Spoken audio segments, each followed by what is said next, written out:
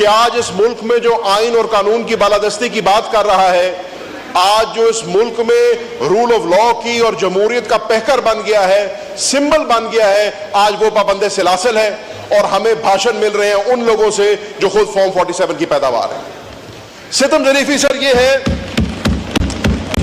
ستم ظریفی یہ ہے کہ خود فارم 47 پہ بننے والے آج ہمیں بھاشن دے رہے ہیں کہ جمہوریت کیا ہوتی ہے۔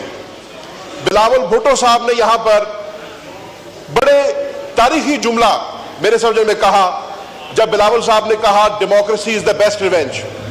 میں سمجھتا ہوں کہ بلاول بھٹو صاحب واقعی مانتے ہیں کہ democracy is the best revenge, لیکن افسوس اس بات کا کہ اس انلیجٹمیٹ حکومت کا حصہ بن کر آج زرداری صاحب یا بلاول صاحب جتنی ڈیموکریسی کو بیسٹ ریونج سمجھے، فارم 47 کا جو دھبا ان پر لگ گیا یہ دھو نہیں پائیں گے۔ قصور کسی اور کا، نیریٹو کسی اور کا خراب ہو رہا ہے۔ جناب اسپیکر، صدر صاحب آئے، صدر صاحب نے بات کی اپنی قربانیوں کی کہ پاکستان پیپلز پارٹی نے اور ان کی اپنی فیملی نے آئین اور قانون کے لیے کیا کردار ادا کیا۔ سر، میں نہ پاکستان پیپلز پارٹی کی قربانیوں کو فراموش کر رہا ہوں، نہ میں زرداری صاحب کی قربانیوں کو فراموش کر رہا ہوں، اور یقیناً شہید محترمہ بینظیر بھٹو نے بھی اپنی جان دی اس ملک کی خاطر اور اس کی ڈیموکریسی کی خاطر۔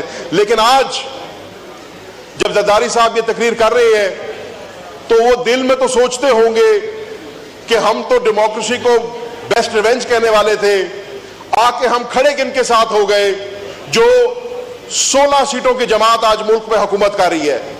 آج وہ جماعت جس کو عوام نے مسترد کیا ہمارے اوپر مسلط ہو گئی ہے، تو وہ جو بیانیہ تھا democracy is the best revenge, آج اس بیانیے کی بھی دھجیاں اڑ گئیں۔ جناب اسپیکر، میری جماعت نے، میرے قائد نے بھی آئین اور قانون کے لیے، رول آف لا کے لیے، جمہوریت کے لیے قربانیاں دی ہیں۔ میرے لیڈر نے اپنے خون کا نذرانہ دیا، 4 گولیاں کھائیں اس ملک میں رول آف لا کو بچانے کے لیے، اس ملک میں ڈیموکریسی کا رائج رکھنے کے لیے۔ سر، میرا والد 40 سال ان ایوانوں کا حصہ رہا۔ My father has been elected to these parliaments 11 times۔ ایک FIR میرے والد پہ کبھی نہیں کٹی۔ آج میرا والد 10 سال کی قید کاٹ رہا ہے، کس لیے؟ آئین اور جمہوریت کے لیے، رول آف لا کے لیے۔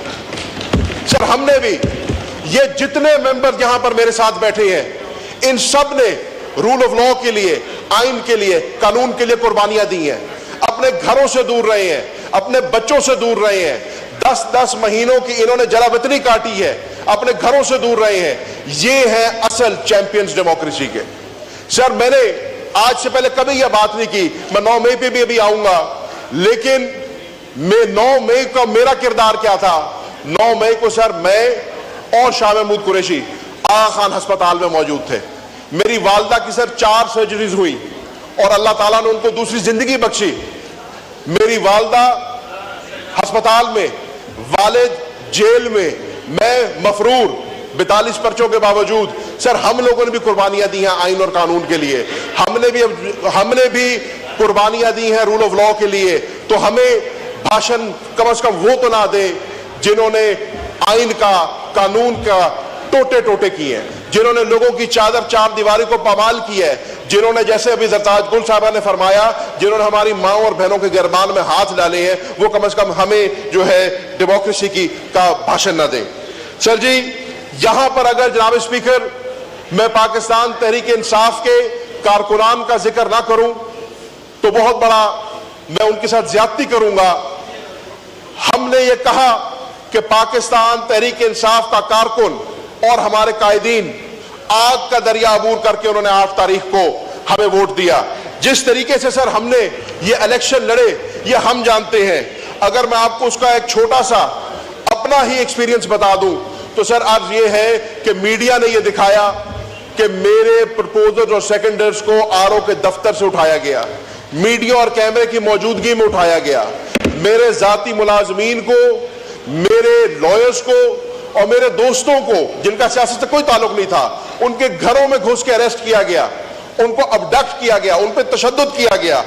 وجہ صرف یہ تھی کہ زین قریشی کے نامینیشن پیپر نہ دائر ہو جائے, وہ الیکشن نہ لڑ لیں. سر ہمارا نشان ہم سے لے لیا گیا, ہماری پارٹی کی اعلیٰ قیادت کو پابند سلاسل کر دیا گیا, ہمیں اپنے حلقوں میں نہ جانے دیا گیا. آج سر میں NA 150 کی عوام کو سلام پیش کرتا ہوں. میں نے سر ایک دن کیمپین نہیں کی, میں حلقے میں نہیں جا سکا. میں جیسے ہی یہاں پہ عمر ایوب صاحب نے بات کی کہ خلائی مخلوق کو دنیا ڈھونڈتی پھرتی ہے, سر آدھے پاکستان کی خلائی مخلوق میرے پیچھے پڑی ہوئی تھی ملتان میں.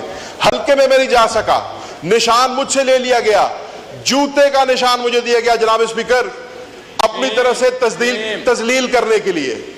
جوتے کے نشان پہ میں نے الیکشن لڑا, لیکن یہ عمران خان کا دیا ہوا شعور تھا, یہ عمران خان کا دیا ہوا جذبہ تھا کہ 1,66,000 ووٹ دے کے مجھے ملتان کے عوام نے منتخب کیا. 50,000 کی لیڈ سے جوتا پڑا ان کو. جناب اسپیکر, ہمارا مینڈیٹ چرایا گیا, ایک مرتبہ نہیں 3 مرتبہ چرایا گیا. 8 فروری کو ہمارے مینڈیٹ پہ ڈاکہ ڈالا, ریزرو سیٹس کے اندر ہمارے مینڈیٹ پہ ڈاکہ ڈالا. وہ تو اللہ کا شکر ہوا کہ اب وہ ڈی نوٹیفائی ہوئی ہیں اور کوئی راہ راست پہ ہم چاڑے ہیں. 21 اپریل کو سر ہمارے مینڈیٹ پر ڈاکہ ڈالا گیا. 21 اپریل کو جو ضمنی الیکشنز ہوئے ہیں اس میں الیکشن کمیشن آف پاکستان کا جو رول ہے اس کے اوپر تو انسان کتاب لکھ سکتا ہے, لیکن بیلٹ سٹفنگ کی, پری پول اور پوسٹ پول ریگنگ کی ایسا باب رقم کیا گیا جو پاکستان کی تاریخ میں پہلے کبھی نہیں دیکھنے کو ملتا. جناب اسپیکر, یہ میں نہیں کہہ رہا, آپ فیفن کی رپورٹ اٹھا کے دیکھیں. فیفن کہہ رہی ہے کہ یہ پاکستان کا سب سے متنازع الیکشن تھا, تاریخ کا سب سے متنازع الیکشن تھا. یہاں پر ذکر ہوا US اسٹیٹ ڈپارٹمنٹ کی رپورٹ کا, تو انہی کا چہیتا ڈونلڈ لو جو ہے وہ جب سینٹ میں جاتا ہے تو سینٹ میں جا کر کہتا ہے کہ there are discrepancies in the Pakistani election. We have taken notice. لیکن ان کا نوٹس لینے کا کیا فائدہ؟ حقیقت تو یہ ہے کہ آج بھی ہمارے الیکشنوں میں یہ کام ہو رہا ہے. 19 تاریخ کو سر ملتان میں ضمنی الیکشن ہونے جا رہا ہے.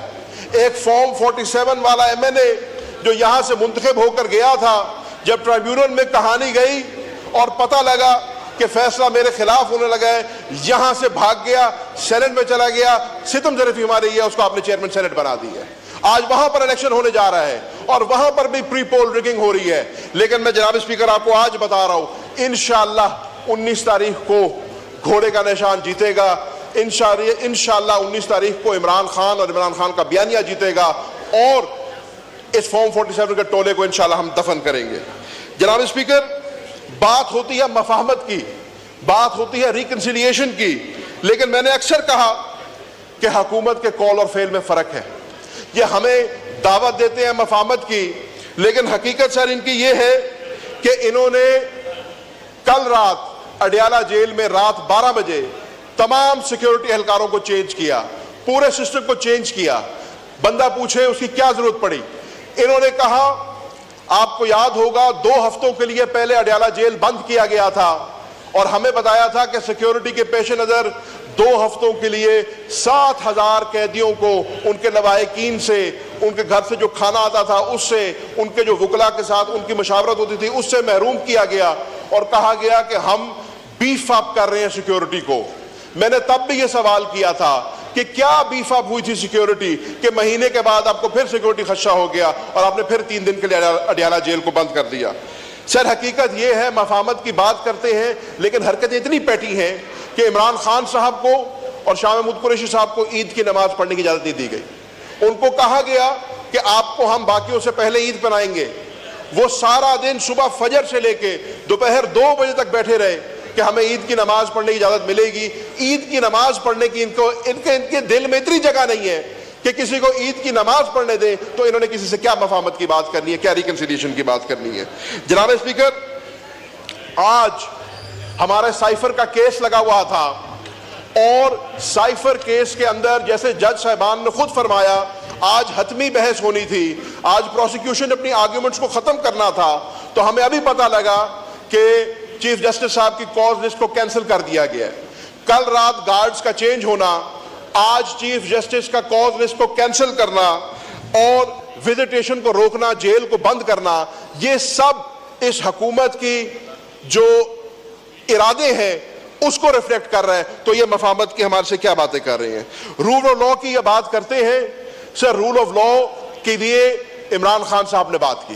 عمران خان وہ بندہ تھا جو آج تک کہتا ہے کہ اگر اس ملک نے ترقی کرنی ہے, اگر اس ملک نے آگے جانا ہے, اگر آپ نے اس ملک میں فورن ڈائریکٹ انویسٹمنٹ لے کے آنی ہے, اگر آپ نے SIFC کو فعال بنانا ہے, تو اس ملک میں رول آف لا آپ کو لانا ہوگا. رول آف لا کا حال یہ ہے سر کہ بہاول نگر میں جو کچھ ہوا آپ نے دیکھا. مائٹ از رائٹ یہاں پہ چل رہا ہے, جس کی لاٹھی اس کی بھینس. آپ نے یہ دیکھا کہ بہاول نگر میں ایک مائنڈ سیٹ آپ کو نظر آتا ہے, ایک مائنڈ سیٹ آپ کو نظر آتا ہے کہ I can get away with anything, I can get away with murder. اور قانون کو ہاتھ میں لیا جاتا ہے اور قانون نافذ کرنے والے ادارے جو ہیں ایک دوسرے کے آگے آمنے سامنے ہو جاتے ہیں. تو رول آف لا کی تو سر یہاں پہ یہ حالات ہیں.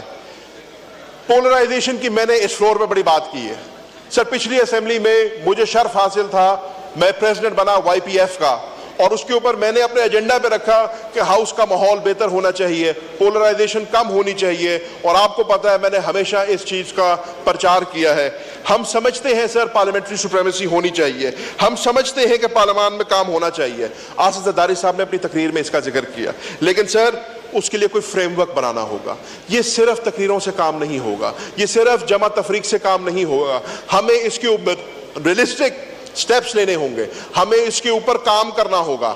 آپ ہم سے بات کرتے ہیں, ہم کہتے ہیں ہم بات کرنے کو تیار ہیں, ہم بات کرنے کو تیار ہیں, ہر جمہوری قوت سے بات کرنے کو تیار ہیں, لیکن ہمارے کچھ مطالبات ہیں. میں آخر میں آؤں گا اپنے مطالبات کے اوپر, لیکن سب سے پہلے سر جو حلقے کے عوام جس نے ہمیں یہاں پہ الیکٹ کر کے بھیجا ہے, اس ملک کے غریب کی بات کرنا چاہتا ہوں.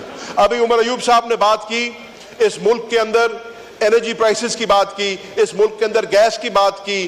یہ فارم 47 والی حکومت IMF کے آگے اس طرح بچ گئی ہے کہ ان کی ہر ہاں میں ہاں ملائی جا رہی ہے. گیس کی مد میں انہوں صرف 300% کا اضافہ کر دی ہے. جناب اسپیکر, آج اس ملک کا غریب جس کے گھر میں ایک پنکھا اور ایک بتی جلتی تھی, جو 1200-1500 روپے کا بل ادا کرتا تھا, آج 6-7 ہزار روپے کا بل ادا کر رہا ہے. آج اس سے جو 20-25 ہزار روپے کی نوکری کرتا ہے, اگر وہ بجلی کا بل بھر لے تو اپنے بچوں کا پیٹ نہیں بھر سکتا, اور اگر اپنے بچوں کا پیٹ بھرے تو بجلی کا بل نہیں بھر سکتا. تو جناب اسپیکر, اس کے اوپر بھی ان کو کام کرنا ہوگا. ویٹ کرائسس, اس ملک کے کسان کے ساتھ اتنا بڑا اس کا استحصال ہوا ہے, اس کو برباد کیا ہے کہ آج وہ بیچارہ اپنی گندم لے کے سڑکوں پہ کھڑا ہے. اس حکومت کی اور انہی کا الیکٹڈ سینیٹر کی جو ناقص پالیسی تھی, اس کی وجہ سے $1 بلین آپ کے ایکسچیکر کا ضائع ہوا. یہ میں نہیں کہہ رہا, حنیف عباسی صاحب یہاں پہ تشریف فرما ہوں گے, حنیف عباسی صاحب کہہ رہے ہیں 85 ارب روپے کا غبن کیا گیا. 3100 روپیز پر مونڈ کے اوپر خرید کر 4500 پہ وہ گندم بیچی گئی. 85 ارب روپے کا غبن کیا گیا. اور ستم ظریفی یہ ہے کہ جب حنیف عباسی صاحب اس کی بات کرتے ہیں تو ان کو جواب یہ ملتا ہے کہ چپ ہو جاؤ, اگر تم نے یہ بات کی تو میں بھی فارم 47 کا پول کھول دوں گا, شکل دکھانے لائق تم نہیں رہو گے. اور بات گل ہو جاتی ہے, بات گل ہو جاتی ہے. وہ کسان جو ہے اپنی گندم کے ساتھ جو ہے بددعائیں نکال رہا سڑکوں پر بیٹھ کر, لیکن یہاں پہ جمع تفریق میں جو ہے بات ختم ہو گئی. جناب اسپیکر, دورہ معیار چل رہا ہے اس ملک کے اندر. اس ملک کے اندر ایک طبقہ وہ ہے جس کو ریلیف مل رہا ہے. سر میں ختم کر رہا ہوں بات کو, زیادہ لمبی بات نہیں ہے میری.